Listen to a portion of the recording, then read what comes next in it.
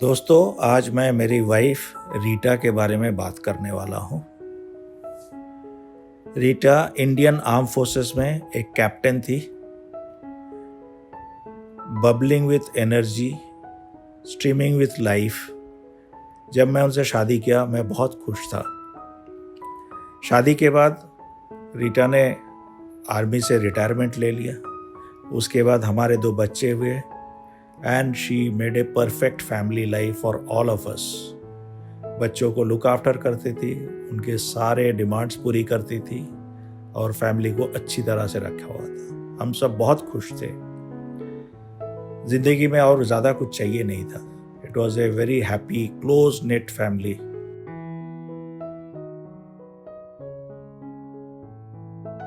आप लोगों को जैसे पता है, मैं एयरफोर्स में फ्लाइंग ब्रांच में था, तो बहुत ज़्यादा ट्रैवलिंग होता था मेरा। ऑलमोस्ट एवरी ऑल्टरनेट डे मुझे कहीं जाना पड़ता था। नॉर्मल ऑफिस वर्किंग आवर्स बहुत कम होता था मेरा। तो उस समय पूरा फैमिली को लुक आफ्टर करना, बाज़ार से सब्जी शॉपिंग सारा कुछ करना, बच्चों के डिमांड्स पूरी करना, बच्चों को पढ़ाना, उनको स्कूल भेजना, सारा काम वो अकेली करती थी। बच्चे धीरे धीरे बड़े होते गए और एयरफोर्स में मेरा भी रिस्पॉन्सिबिलिटीज बढ़ता गया और जाने अनजाने में रीटा भी धीरे धीरे थोड़ा अपने आप में समेटती चली गई। हमें सही तरीके से पता नहीं चल पाया। उसके सोशलाइजिंग थोड़ा कम हो गया और धीरे धीरे वो अकेलेपन में रहने लगी। फिर जब और कुछ आउटवर्ड सिम्टम्स मुझे दिखाई दिया, मैं हॉस्पिटल लेके गया। जो स्पेशलिस्ट है उनसे टेस्ट वगैरह किया तो पता चला आज से करीब 20 साल पहले कि रीटा को पार्किंसंस डिजीज़ है। पार्किंसंस डिजीज़ ऐसे एक डिजीज़ है जो इसका कोई क्योर नहीं है। जो ट्रीटमेंट अभी अवेलेबल है पूरे वर्ल्ड में, उसमें the rate of increase check कर सकते हैं, दैट इज ऑल। और दूसरी बात, पार्किंसंस डिजीज जो है जनरली सीनियर सिटीजन्स को होता है 55 ईयर्स एंड अबव में। एंड रीटा को जब पार्किंसंस हुआ, she was only 40 years old. 1 in a million cases ऐसे होते हैं world over. Very unfortunate. Rita अपने यंग एज में बहुत ही आउटगोइंग सोशलाइजिंग पर्सनालिटी थी।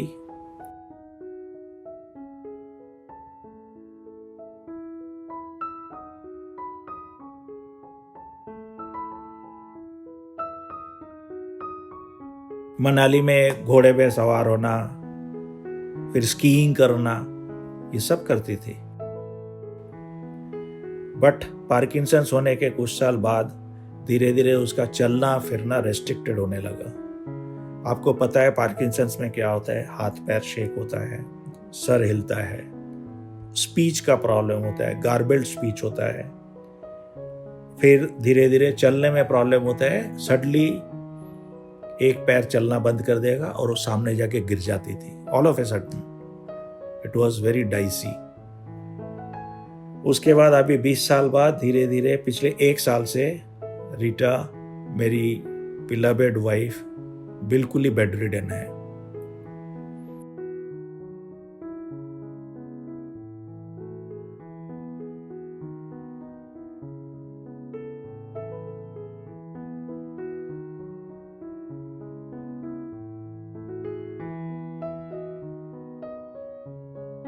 बेड रिडन मतलब उनको जब भी कहीं उठाना होता है, बेड से उठा के हम व्हीलचेयर में बैठाते हैं, व्हीलचेयर से टॉयलेट लेके जाते हैं, या तो ड्राइंग रूम में लेके आते हैं, या और कहीं लेके जाना है तो व्हीलचेयर में ही जाना पड़ता है। बिल्कुल चल नहीं सकती और खड़ी हो सकती फॉर गुड अबाउट 5-10 सेकेंड्स, उससे ज़्यादा नहीं। क्योंकि वो खड़ी नहीं हो पाती थी, चल नहीं सकती थी, तो एक्सरसाइज करना करीब 2 साल से बंद हो गया। बट इंसान को तो खाना पड़ता ही है ना रोज जिंदा रहने के लिए। उसीलिए धीरे धीरे उसका वेट बढ़ता चला गया। तो it was a mismatch between weight and her strength. Weight reduce नहीं कर सकते क्योंकि खाना नहीं बंद कर सकते। दूसरे तरीका है एक्सरसाइज करना, वेट को कंट्रोल में रखने के लिए, वो नहीं कर सकती थी। एक्सरसाइज करने का स्ट्रेंथ नहीं था उसमें, खड़ी नहीं हो पाती थी। ऐसे धीरे धीरे वो बेड रिडन हो गई। अभी हमारे ऊपर डिपेंड करता है कि हम उसको कैसे लुक आफ्टर करें। दोस्तों, अभी मैं क्या करूं? लोगों का बातें सुनूं, उसको कोई rehabilitation, so called rehabilitation centre या छोटा सा कोई हॉस्पिटल में या कोई असाइलम में डाल दे जहाँ से वापस आने का कोई उम्मीद ही नहीं है? या मैं लुक आफ्टर करूं, मैं, मेरे बच्चे उसे लुक आफ्टर करें? तो हमने दूसरा रास्ता चुना। प्यार को ऐसे त्याग नहीं सकते आप। आज वो बीमार है, मैं हो सकता था उसके जगह पे बीमार, तो वो क्या मुझे छोड़ देती? मेरे बच्चे क्या मुझे छोड़ देते? नहीं। इसीलिए हम उसके लुक आफ्टर करते, जैसे भी हो सके, जितना हो सके हम करते हैं। और ये वीडियो मैं इसीलिए पोस्ट नहीं कर रहा हूँ कि किसी का मुझे सिंपैथी चाहिए या ये बहुत सारा लोगों ने सब्सक्राइब करे, शेयर करे, लाइक करे, एक सुपर हिट वीडियो बन जाए। ऐसे कोई मेरा इरादा नहीं है। मैं यही दुनिया को दिखाना चाहता हूँ जो सच है, कि आपके घर पे जो एटमॉस्फेयर था, प्यार भरा एटमॉस्फेयर था, जैसे वो फैमिली को बांध के रखी थी, आज मेरी बीवी रीटा बीमार हो गई तो उसे मैं फेंकूंगा नहीं। उसे मैं उतनी ही प्यार, मोहब्बत और प्यार से रखूंगा जितना मैं कर सकता हूँ, मेरे बच्चे कर सकते हैं। यही है love. This is what is definition of true love. True love यही होता है जो किसी को दिखाने की जरूरत नहीं है। आप शायद अपने चाहते का एनिवर्सरी में विश करना भूल जाए, बुके लाना भूल जाए, या आपके पास टाइम नहीं है या पैसा नहीं है कि उसे कोई अच्छी रेस्टोरेंट में डिनर के लिए ले जाए। वो ट्रू लव नहीं होता है। ट्रू लव होता है जब कोई प्यारा इंसान, आपका लाइफ का लव ऑफ लाइफ, जब बीमार होते या कोई प्रॉब्लम में होते तो आप उसके कितने साथ देते हैं। This is what is true love in my opinion, और मेरे समझ में जो है वही मैं कर रहा हूँ।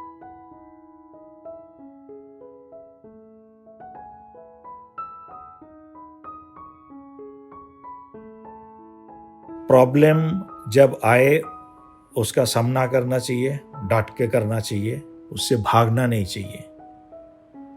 Running away from a problem for a difficult situation is a symptom of a coward। एक इंसान जो पिछले 20 सालों से पार्किंसंस बीमारी का दवाई खा रही है, जो बेसिकली नर्वस सिस्टम के ऊपर है, तो कुछ दिनों बाद उसका नर्वस सिस्टम का थोड़ा बहुत प्रॉब्लम, शॉर्ट सर्किटिंग शुरू हो जाता है।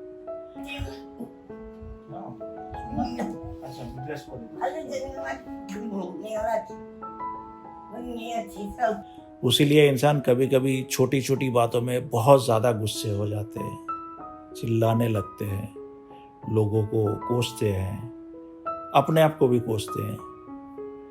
तब उनके साथ लड़ाई करना बिल्कुल ही उचित नहीं है।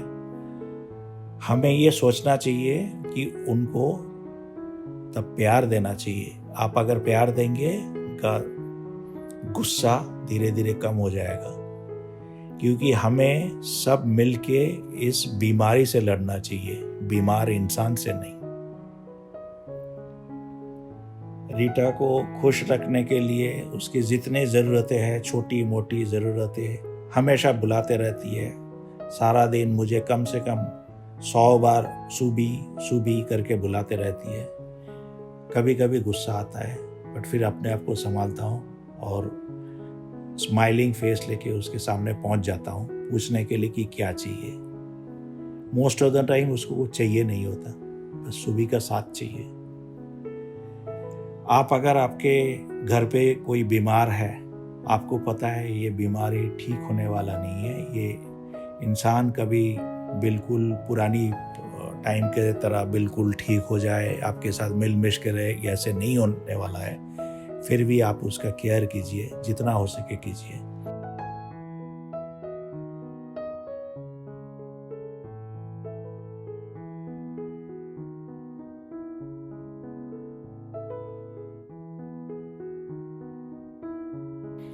क्योंकि दिन के अंत में जो एक स्माइल ऑफ सेटिस्फैक्शन उनके शक्ल में दिखाई देता, वो आपके लिए एक लॉटरी का फर्स्ट प्राइज से कम कुछ नहीं है।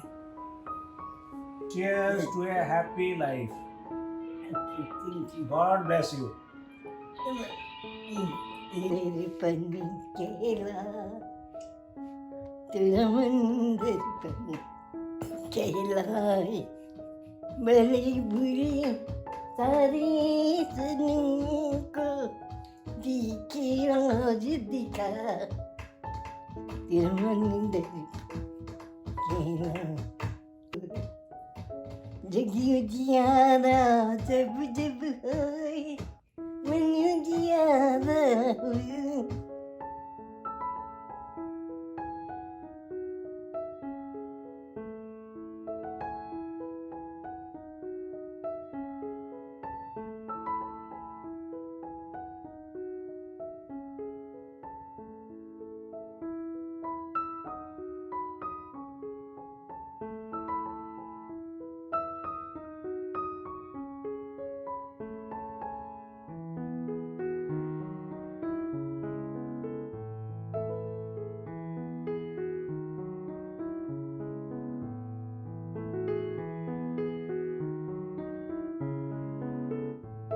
दोस्तों, आप लोगों ने जैसे ये देखा है वीडियो, ये मेरे वाइफ रीटा के ऊपर है, बेसिकली हर प्रेजेंट प्रॉब्लम्स के ऊपर। ये वीडियो अगर आपको अच्छा लगे, आप इससे अगर इंस्पायर होते, तो मैं आपको रिक्वेस्ट करूँगा, प्लीज़ इसको सब्सक्राइब कीजिए और लाइक कीजिए और आगे आपके दोस्तों और फैमिलीज़ के साथ शेयर कीजिए, आगे फॉरवर्ड कीजिए लोगों को, ताकि ज़्यादा से ज़्यादा लोग देखें। दूसरी बात, रिटायरमेंट के बाद मैंने एक किताब लिखा है, ये पब्लिश भी हो चुका है, the Bangkok fiasco and other stories. ये आपको ऑनलाइन मिल जाएगा, प्रिंटेड फॉर्म में और ई फॉर्म में भी। इसमें नाम से मत जाइए, कोई गलत स्टोरीज नहीं है, फैमिली रिलेटेड शॉर्ट स्टोरीज है, मर्डर मिस्ट्रीज है, कुछ बीमारियों के ऊपर है, कुछ फ्रीडम के ऊपर है, डोमेस्टिक वायलेंस के ऊपर है। इसमें 9 स्टोरीज में एक स्टोरी को छोड़ के बाकी सारे स्टोरीज मेरे इमेजिनेशन है। एक स्टोरी है the loving wife, I think story number 2।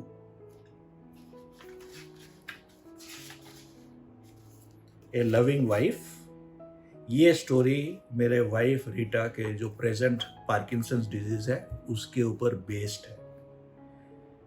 आप अगर पढ़ने का शौकीन है तो प्लीज़ मैं रिक्वेस्ट करता हूँ, ये किताब पढ़िए और आई एम श्योर आपको अच्छा लगेगा। अगर ये किताब पढ़ के इसका स्टोरीज आपको पसंद आए, प्लीज़ आपके फ्रेंड्स और रिलेटिव्स को बोलिए पढ़ने के लिए। अगर आपको पसंद नहीं आए, मेरा कमेंट सेक्शन में जाके आप मुझे बुरा भला कह सकते हैं, मैं सह लूँगा, कोई बात नहीं, क्योंकि मुझे पता है, आई एम कॉन्फिडेंट कि आपको ये स्टोरीज पसंद आएगा। ये किताब अगर ऑनलाइन आप खरीदने चाहते हैं तो इसका लिंक जो है मेरा नीचे डिस्क्रिप्शन में दिया हुआ है, यू कैन गो अहेड। मैं ये चैनल में कुछ करंट अफेयर्स के ऊपर, कुछ motivational videos, something to do with present Afghanistan crisis, बहुत सारे वीडियोस लाने वाला हूँ अगले कुछ दिनों में, तो प्लीज़ देखते रहिएगा मेरा channel. Thank you, God bless, जय हिंद।